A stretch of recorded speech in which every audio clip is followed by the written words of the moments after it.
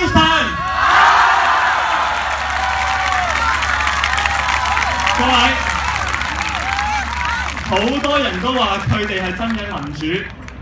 好啱，好多市民都講過，香港係咪冇民主呢？唔係。我俾一個客觀嘅數字大家。喺世界上，如果我哋要評價一個地方冇民主咧，好多時會用經濟學人指數去編製嘅一個民主嘅指數啦。香港嘅民主嘅程度喺全球160幾個國家同地方之中係排名中上嘅，甚至乎香港嘅民主指數嘅排名係比一啲實行緊公民提名嘅國家同埋地區更加高嘅。你哋話香港點會係個冇民主嘅地方？如果香港人冇民主嘅話，點解嗰班佔領中環嘅人可以佔咗幾條主要嘅馬路，到而家超過1個月仲未俾人趕走？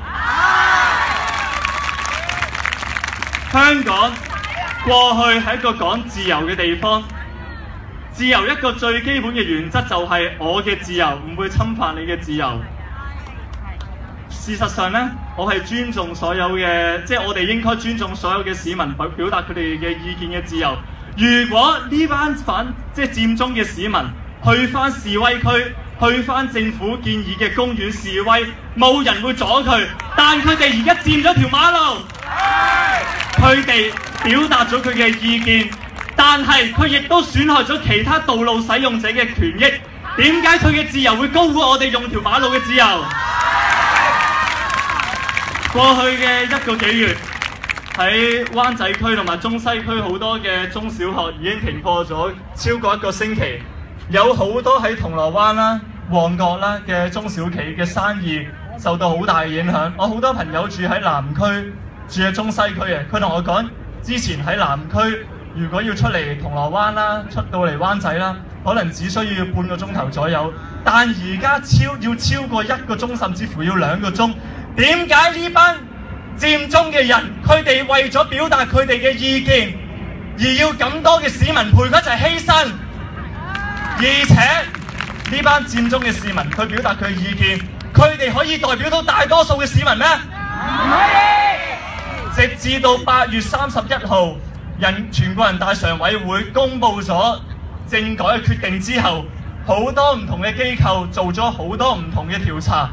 最後結果仍然覺得政改通過嘅市民仍然係唔多，係多過覺得政改係應該反對嘅市民。到底嗰班佔中嘅市民係唔係大多數？唔係。各位市民，今日要講嘅差唔多啦，我淨係最後想講嘅，如果我哋希望佔中早日結束，我哋最緊要做2樣嘢。第一，我哋要透過民意嘅壓力，要求佔中嘅發起人早日自首，承擔法律責任，解散佔中。第二，我哋要繼續大力去支持香港嘅警察，佔中唔再繼續惡化，係需要警察。